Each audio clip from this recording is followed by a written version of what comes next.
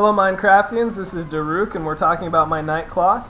As you can see, it is raining as it always is in my creative map, so let's turn that off. And essentially this tutorial is going to talk about the magic of the night clock, taking the time sensor, which I talked about in an earlier video, and pairing it with the actual clock element, which I talked about in an earlier video as well. Please watch both of those first so you can understand what's going on here. And it pairs those together so that the countdown both stops during daytime and very, very quickly goes to 0 during daytime.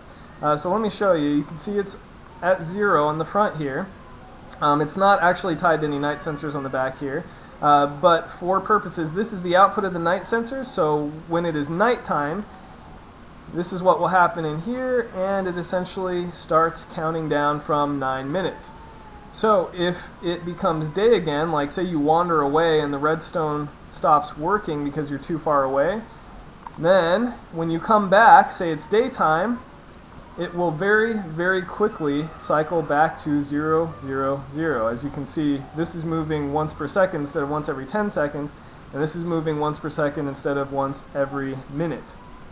So it's self-healing and self-fixing, so if you wander away and then come back, it will fix itself. That is the beauty of the night clock. So I forgot to mention in my last video that it's counting down and not counting up like most clocks are. And the way you get it to do that is essentially just as you're programming it, just count down instead of counting up. So that's what all of this complicated stuff here does, is essentially make it work correctly when we want it to work correctly. So I started off here by having 3 pistons with blocks. And what these pistons do is either block the input to our clocks here, or our punch cards here, or allow the punch cards through. So you can see right now, since it's daytime and since it's at 0, 0, 0, 0, we do not want anything to happen to the clock. So all of the pistons are down and none of the input can get through. You can see there's redstone lighting up spastically trying to get through, but it can't because all the pistons are down. The thing that's powering all of that is this right here. It is a simple piston clock. There are many different ways to make piston clocks, but we've got a simple one here. There are 2 outputs from it, and they are exactly half a second apart from each other. So you can see one fires here and one fires here, basically every 5 ticks. The reason why we have that going on is they're going to 2 different outputs, and the outputs come up here. One of them is down here on this lower level, and one of them is on the upper level here. And if you remember if you remember from the last video, this corner and this corner have to fire at the same time, as well as this corner and this corner. And so basically, this one and this one are both on the same redstone input. So you see there and there, it's coming into the same spot. So they go at the exact same time. And then this one goes 5 ticks before or after. And so the center one, just the way I've got it wired up, will trigger 2 of the corners, and then the other 2 trigger their own 2 corners respectively. Again, since I used a vertical punch card system, I can wire it pretty much the same all the way down, no problems there, whereas if I used a horizontal one, the wiring would get all ugly and tricky. So that's what's going on here. Let me show you really quickly how to make this piston what's it called? This piston clock.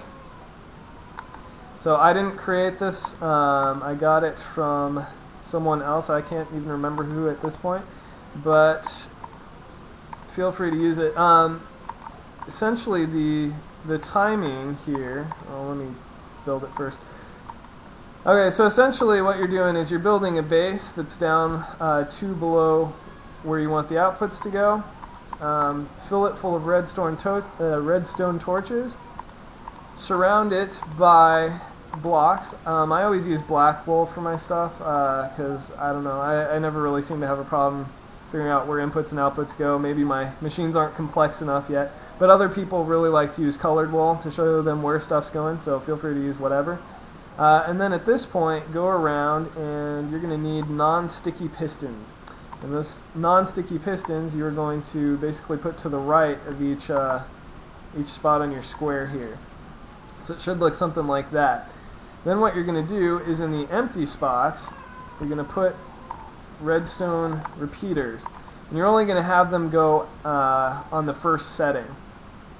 And then what we're going to do at that point is where they're coming out, come over one and back to the piston. So it's coming out here, over one and back to the piston, out here over one, back to the piston, out here over one, and wrong way, back to the piston.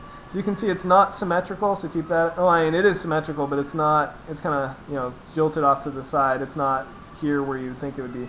So keep that in mind.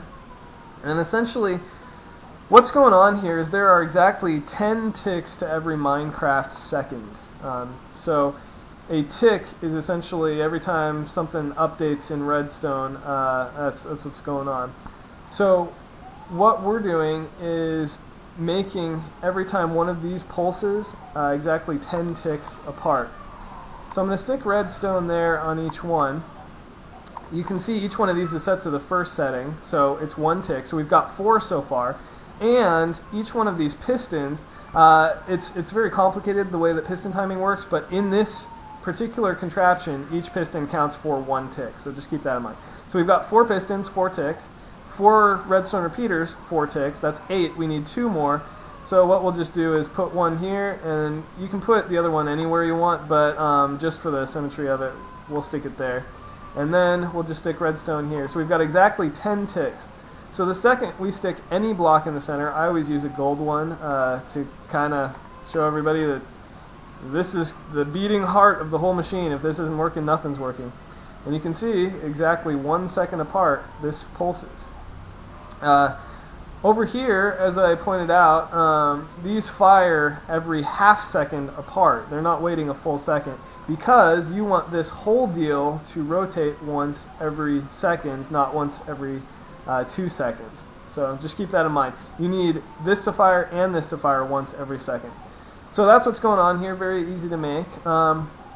So that's the first one. It's really easy. The way that we make sure the pistons are lifted when we want them to is we've got what's called a simple AND gate here. It's one of the easiest redstone things that you can make, and essentially what it is this. I'm going to make a really easy one here for you.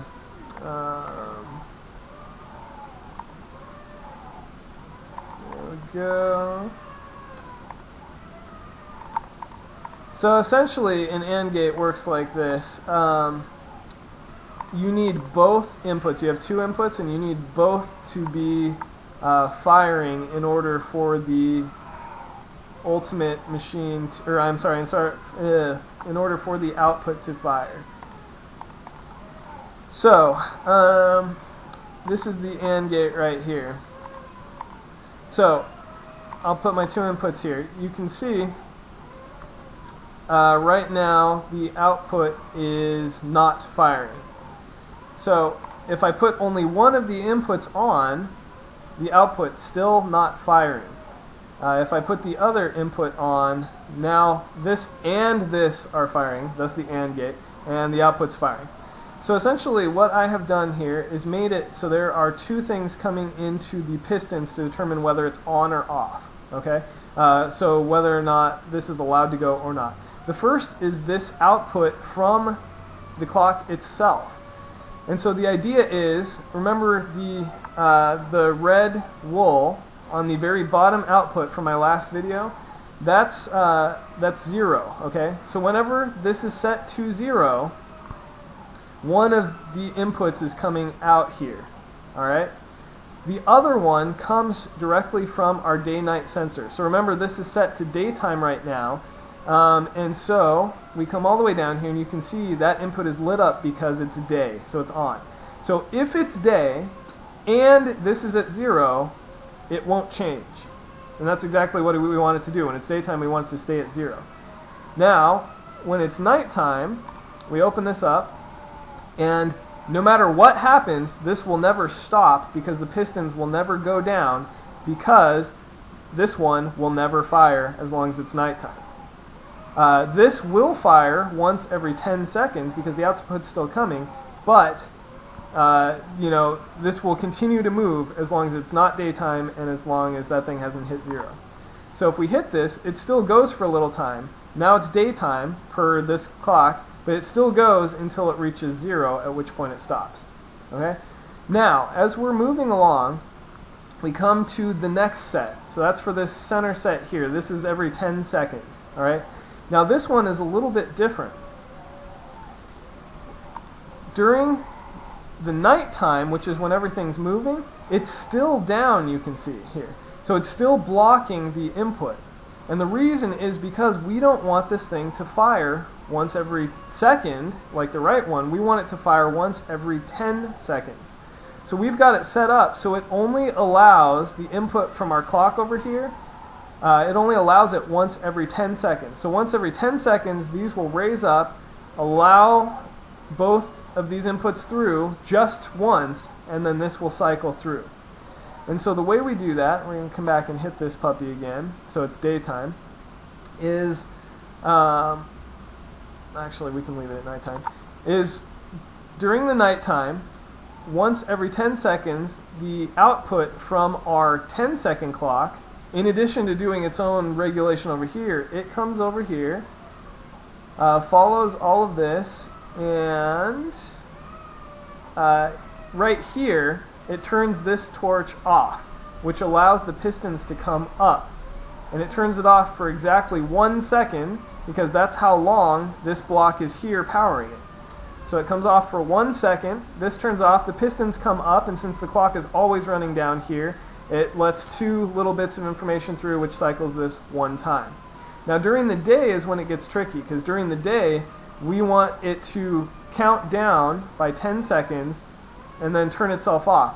And because we don't want our clock to have to count down 8 minutes during the daytime before it sticks at 0, we want it to basically open up the pistons and let continuous charges from our piston clock go through until it reaches 0. So we want, during the daytime, for these to open up and for it just to keep going through until it hits 0. So the way we do that is we have got another AND gate situation here. Alright, so this is another AND gate. It looks different from the other one, but it's exactly the same in principle. And so these are our 2 inputs. One is from our night clock. Okay, so it knows whether or not it's day or night. And the other one here is from our output here. So it's the exact same deal as before. We're coming this way, and when it hits 0, both of these will be powered on, and it will close the piston so it's stuck at 0. Now, the way that we keep these up for a full, or until it reaches 0, is our output over here from before. And this was something I stumbled on, and it's super helpful. Basically, when this one hits 0, because it's daytime, this will be continuously powered because it stays at 0. And so it will continuously power this one over here, which, remember, during normal operation during the night, will fire it so it stops once per second, or I'm sorry, once every 10 seconds for 1 second. Well, when this clock is stuck at 0, it's always on, and so this is not powered at all as long as this one's not at 0. So I hope that's not too complicated, but essentially, this will continuously count down once per second until it reaches 0, at which point the AND gate is triggered and it stops this puppy. Now we move on to our very last one over here, which is our minute timer. So again, we want this to go once every minute for 1 second just to fire all of these and rotate once, and then during daytime we want it to fire continuously once every second until it reaches 0. So we'll switch it to nighttime again. This is nighttime. And essentially what's happening here is you can see these are closed, which is as it should be, and this is firing. And once every minute, these will raise up.